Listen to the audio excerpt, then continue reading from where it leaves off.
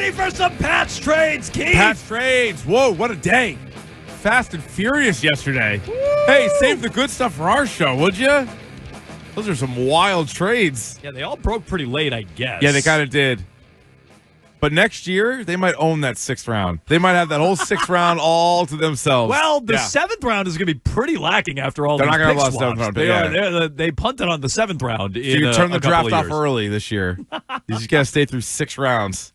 They're going to be active. I think some of this you could see coming. Well, yeah. We talked about this late last week when those guys were, or I'm sorry, I guess earlier this week, when we found out they were both inactive for the game.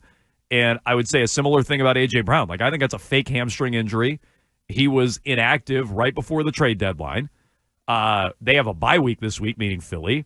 I think there's a good chance he moves because you're protecting players before the deadline. I think you could see this coming with Duggar and with Keion White. Not that I expected to wake up this morning and those two guys were going to be dealt away.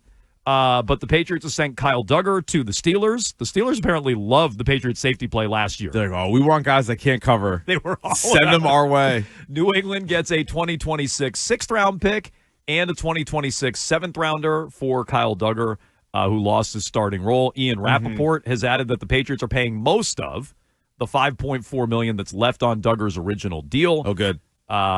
He is now going to be a free agent after the season, following 2 years have been wiped out on the deal. Pats also sent Keion White to the 49ers for a 6th-rounder in exchange for a 2026 7th-rounder, so another pick swap there.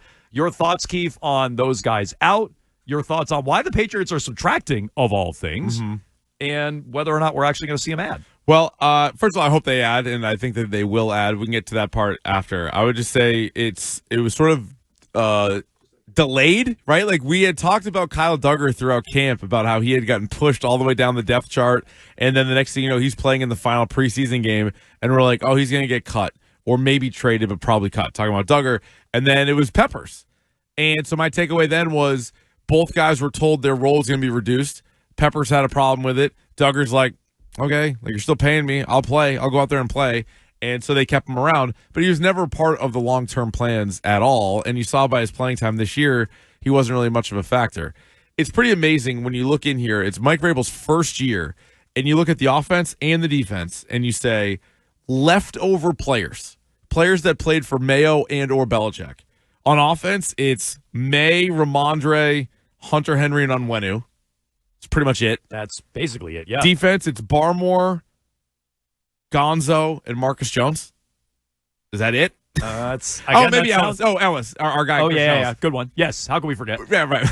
But, like, that's pretty wild for, like, to have that much roster turnover on a football team. So a couple of the other guys that were still hanging around were Duggar and Keion White, but they weren't really playing very well. And Duggar, we saw that a mile away. Keion White, it was a little bit slower, I felt like, where maybe there was a chance he was going to be a big part of that defensive line.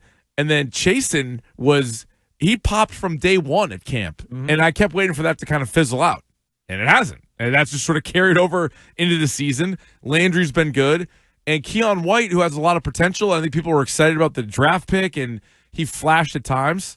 But you remember, he was also the guy that we think Devon Godchow was calling out last year about maybe being a little selfish, maybe kind of freelancing a little bit. So I think he might have been onto something. And so those guys didn't really factor in. Now, so I have no problem with them getting traded. I have no problem getting whatever you can for them. They didn't have a lot of value. But I hope that's just the beginning of moves coming in. It makes no sense for a team that's not super deep to just basically cut guys at this point. Not bringing in anybody that's going to help the team right now. So I'm hoping they're just getting their ducks in a row. They can now say, all right, this is what we have for the draft for next year. This is what we have for the draft the year after that. And we can be aggressive and make some trades. Yeah, look, I hope that's the case. And honestly, we'll get deeper into the Marcus Jones extension. We had that news yesterday. We didn't know the figures on the contract. And I think that's interesting. It's I guess, more expensive than I would have thought. He's a player I want to keep around. And so I don't have a problem with it. I'm surprised where some of the numbers came in. So we'll update you on that coming up. But that is a sign, Keith, that, there's a lot of balls in the air. And while cash is going out over here, it's coming in over there. And I think they're trying to, reshape their future as well as just this season. But I'd say in a vacuum, at 6-2 and the number 2 seed in the AFC, they shouldn't be subtracting. And so I have trouble squaring this away. I would have traded Duggar in a heartbeat, and I think you read it right. Yeah. When this instantly happened, you're like, they went to Peppers, they went to Duggar. One guy was okay with a reduced role, the other wasn't. So one guy left, the other guy got to stay here. Yeah. Keion White, square peg, round hole. 285, 6'5", whatever he is, not a fit with guys like Landry and Chasen, who are, I think the way Reese put it today, they're more guys who can, play out on the edge, play in space, Gumby around defenders, and I just don't think Keion White was a system fit. No, really not. And reading from Mike Reese, I think he bought in a little less on what was going on in his reduced role than maybe even Duggar did, who I don't think was thrilled at it. But I think Duggar was probably the most on board. Well, it's funny because remember Keion White's comments from earlier in the year? Now I have a coach? Yeah, now I have a coach. Yeah. It's like, well, you do, but he also doesn't want you to play. No. So, look, I just don't like that they're subtracting. But if at the end of the day, they make a big swing on an edge rusher, a wide receiver, they bring in a running back, then whatever. They got a few picks over here. They address needs over there. I know you want a safety as well. This does nothing to help their safety depth. You lose a safety, but maybe that means you're more likely to bring in a safety, right? So Depth chart-wise. sitting here today, I don't really care about your draft picks. And not that I thought either of these guys were great, but they were depth, and I don't really get why you're subtracting at 6 and 2. Give me the full picture at the trade deadline, though, and I'll sing a different tune. You talked about the guys that are here with Vrabel. I mean, just look at their last 4 drafts and who's left. And actually, last 5 drafts if you want to go to the Duggar draft as well. Let's start with that one. I think there's 2 guys left now that Duggar's gone. It's Jennings, who, by the way, that's another guy who might get dealt.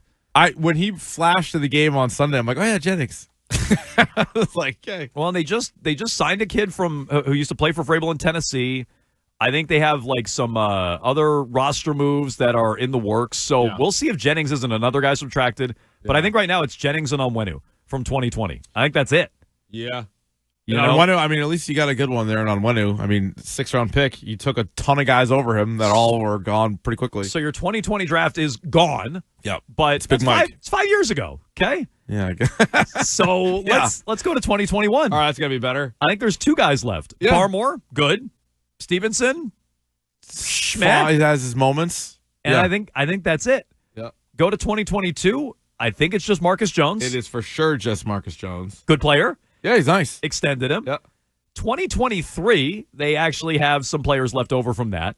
Gonzalez, Mapu, then Booty, Behringer, and Douglas were all 6th-round picks. They're all here. I'll tell you, Booty's looking better and better, right? He is. Booty makes the draft class look a lot better than it did, even midway through last season. 100%. For sure, yeah. And, DeMario Douglas, what is he? Mapu, what is he? But those are guys who are still here. And then the crazy thing, last year's draft, there are technically 3 players from the draft still on the roster. There's one. Dial is on IR. Yeah. Does Caden Wallace even play? No. And then Drake May. Yeah. So, I mean, you want the 5 drafts preceding Vrabel, there's hardly anything to show for it. No. So you're right. He is remaking the roster in his image, which makes sense. It was a trash roster. Yeah. But even some of the, the guys that they brought in, like Peppers and Kendrick Bourne, he was like, no, not keeping them. Keep a couple. I'll keep Hunter Henry from the 2021 free agent class. But some of the other guys we'll move on from. And that happened pretty quick. And then maybe that's also a sign that, these rebuilds, they can happen quicker. Because I think they were kind of preaching patience early on, right? And during camp, remember right before the season started, there was like a little bit more of a wave of, hey guys, this is just year 1 for Vrabel. So everybody's saying 10, 11 wins, like cool your jets. Like it's going to take a little while. Like, I don't know. If you hit on some of your personnel, now it helps to have the incumbent quarterback. You don't have to add a quarterback. But if you hit on some of these moves, you get rid of the people you don't think are going to help you. You hit on some free agents. You hit on a couple rookies. You coach them up. Well, you can turn it around pretty quick. So the idea of what they could add at the trade deadline, because these are subtractions, and they might subtract more. Yeah. Again, I'd keep an eye on Anthony Jennings. Reese wrote over the weekend that potentially an edge rusher or a running back, and edge rusher makes a little more sense now. They might need some depth now that Keion White is out. We'll see with Anthony Jennings. Yeah. I know you want a safety, Keefe. I'd have wide receiver on there as well, and a name highlighted by Benjamin Solak at ESPN is interesting to me. Okay. They played him already this year. Good week last week. You could see why maybe he'd be available, is Rashid Shaheed in New Orleans. But that would be like an extreme depth, I guess, upgrade over Kyle Williams. That'd just be another body in the room. Yeah, and not that this group is so good that like you don't want to upset the chemistry. Like I don't think we want to go that far. But I'm only bringing in a receiver if it's like a clear cut. Stud. Yeah, that's it. because I think you have enough. You're Craig Breslow at the trade deadline, where you'd rather swing and do nothing if you can't get an impact like, guy. If you want to say depth at edge rush, depth at safety, depth at linebacker, depth at even running back, yeah. I mean, I think you could take a bigger swing at running back because those guys might be available and not cost a ton. But I think for receiver, what am I bringing in, Shahi for if I have Diggs playing like he is, Mac Hollins, Kayshon Boutte, even Douglas, or like let's see Kyle Williams run a couple more routes than like somebody else. The answer would be he's probably cheap, and Kyle Williams is giving you nothing, right. And so he's now your deep threat where actually you hit a few of those deep plays. I mean, Boutte's your deep threat. Well, no, but I'm saying they have Williams in the game like just for running some of those. Yeah. And no, Boutte has been a great deep threat. Yeah. That's working. The Kyle Williams thing isn't working, so not that you're cutting him or giving up on him, but you might say, all right, this isn't the year. So let's get a deep threat. But what are you talking? 14, 15 plays a game?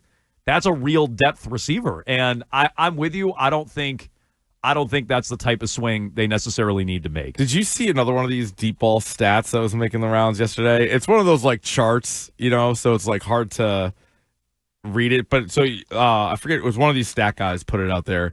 Like the charts that say like basically expected play, blah, blah, blah, blah, blah. And so they're saying Drake May's deep ball right now might be the best currently in NFL history. You're a liar. You're a liar. I know Cam Newton doesn't think that. You fixed your mouth. You let the words go through your brain and come out of your mouth that he's the best deep ball thrower in NFL history. You're a liar. It's a silly goose stat because he's like, we were comparing him, and I think Damian Woody, even when we brought that up, was comparing him to other guys this season. Mm-hmm. This graph, this guy, Brady Penn, who, I don't know, he works for some site, but anyway, he puts this out there, and it's the EPA per play, deep throws, blah, blah, blah, blah, blah, and it's this whole chart. And even on this chart, you'll see Tom Brady 07. I did see this. Tom Brady in 07 is like down here, like he's on there. Russell Wilson in 2015, some of the Russell Wilson seasons, Lamar Jackson seasons, Drew Brees seasons, Aaron Rodgers, obviously a good deep ball thrower. Drake May is not even near anybody else on this chart. No, you are a liar. He is the top right-hand corner, separate from it. He basically broke the scale. He goes, Drake May is having the greatest downfield passing season of all time, and by a wide margin. Yeah. Yeah, that's unreal. But anyway, and that's with this current group of receivers too. So if you could get him a deep threat, maybe. Our guy Ray in Cumberland brings up Brian Thomas. We talked about him yesterday. Oh, I would trade for him. First round pick for Brian Thomas. I would. Although people are pointing out, does he have the same injury as Bucky Irving? I read. I don't know. I know he might be banged up. He was really banged up in that last game. They're coming off a bye week. I guess my answer is I don't know, but he definitely was banged up in that game. Who'd they play? I forget who they played. It was a London game, right? Yeah, Rams. I think so. Maybe he hasn't looked right this year. Yeah, so I guess there's a little, but maybe that's how you can get him. But he's a first-round pick a year ago, and he was a monster as a rookie with Mac throwing him the football. And we 1,200 yards and 10 touchdowns. We all have seen Mac's deep ball. That's the kind of guy that I would pay up for if he's truly available, which I'm a little skeptical about. We've mentioned A.J. Brown in the past as well. 617-779-7937. Pat's active leading up to the trade deadline. 2 subtractions for pick swaps. Duggar and Keion White out. They did extend Marcus Jones. What should they do between now and the trade deadline? A reminder, Football Talk on WEEI is presented by Paramount Plus. Can't count on much these days, but you can always count on Sundays with the NFL on CBS and Paramount Plus. You can watch your local game live every Sunday all season long. Just visit ParamountPlus.com/NFL to get started today. Speaking of Drake May. Yeah. You hear Shime this morning? I did. Okay. Yes, I did. This was Shime's lead. I was very proud of Shime. The jumping off plowed and breezed. I was plowed and breezed. The jumping off point was Drake May showed up to a Patriots charitable event yesterday dressed up as, I guess it wasn't Charizard. It was another Pokemon. It was a different Pokemon? Dragon something. I heard Shime say it today. Oh, yeah, they were. I don't recall. They were talking about that. And so Shime, and he said this verbatim today. He said, yesterday Drake May was just my quarterback. Today he's my king. Who's that Pokemon? He is now elevated. I'm sorry. Sorry, that's Dragonite. Yeah, Dragonite. Got it. Dragonite, thank you. Yeah. He has now elevated Drake May from just a quarterback to his king. His king. Based on his Halloween costume. Yeah, so he penned him a love letter. But this was Drake May's homage, or an homage to Drake May from Shime. Mm-hmm. I don't know if everybody got the reference on the morning show. I'm going to tell you no one did, but based on how they were reacting. Let's give it a listen. Yeah. Dear Drake, I feel like I can call you Drake because you and I are really alike. I'd like to meet you one day. It'd be great to maybe even have a catch. I know I can't throw as fast as you, but I think you'd be pretty impressed with my spiral. I love your hair. You run real fast. And now you like Pokemon. I do too. They call me the Professor, like Professor Oak. These are all things that I think we could talk about, and there's more. I know you have not been getting my letters up until this point, because I know that if you were, you'd write back. Of course. I hope you write back this time, and we become real good friends. I'm sure our relationship would be a real touchdown. Hopefully, your friend Shine. All right. Thank you. Oh my god. All right. Oh my god. I feel like we can get that to Drake. No, Curtis Good. said. Yeah, it was helpful by Wiggy. Yeah. Curtis said, and that's a reference to Mac and Chase Utley. It worked for him. Mac got a chance to meet his hero, Chase Utley. He finally did. He did. He left out the line. Frank had to set up a gala, I think, or had to, he had to rig it for yeah, that, he had yeah. to rig it exactly. But he did ultimately get to meet. The Chase best Utley. was the way they were going about it, and D wanted to meet Ryan Howard, that whole thing. And Mac's like, I think it should be Chase Utley. I think it really should be Chase Utley. She's like, I don't know. I really like Ryan Howard. He's like, it's got to be Chase Utley. He left Wait, out. actually, I take that back. Who met Chase Utley? Did Matt get cut out of that? No, he was in the woods. Yeah, no, he but got- eventually he got him. He eventually met him. Yeah, they I referenced him several times. I have my episodes messed up. Yeah, he eventually met But him. Curtis is like 1,000%. Afternoons have to play that. for free. 100%. May or may not. You'll have a catch with Shine. Hunter, easy. It's right there for you. Yeah, they absolutely have to do that. Has to happen. They will. They will. I I mean, have confidence that they will. That was unbelievable, though. He left out the line. Did you have a bad relationship with your father? I did. Yeah, no, I think I gave it to his Drake. agent, his mom. Yeah, I had most of it in there. Yeah, I think Drake has a good relationship with his dad. So maybe I think so. Yeah, one cut out, that part out. You know, but no, that was That was well done, well penned, and he was wearing the jersey while he did it. great. Excellent delivery. Took the glasses off. Glasses off, Yeah, which is borderline perfect execution. glasses off to read. That seems backwards. I can't make heads or tails of this guy. Maybe he's farsighted. Well, you need glasses to read, so you can't. I need glasses all the time. I choose not to wear them. Your eyes progressively get worse because they're working so hard because you need glasses over there. Squinting all the time, strained eyesight, headaches. Yeah, is he nearsighted? Is he farsighted? What is that? I don't know. Does he need bifocals? Or does he wear them just for the style? I'm not a glasses guy. I have quite good vision. Do you think they actually hurt his vision? He takes them off. He just wears them because they look cool. Brag, bro. He's like, I just wear them. I wear them for appearances. Empty frames. I've never even noticed. I mean, if we could set up Drake May and Shime having a catch, both in their Pokemon outfits. I don't see why that can't happen. dress as furries. Shime's like, what else you gonna do? He's like, what? Nothing. Nothing. Just have a catch. We'll stop there. Well, anyway, great. What are you work. gonna be for Halloween? How furry is it? Like, I don't know. Not that furry? Well, great work by Shime.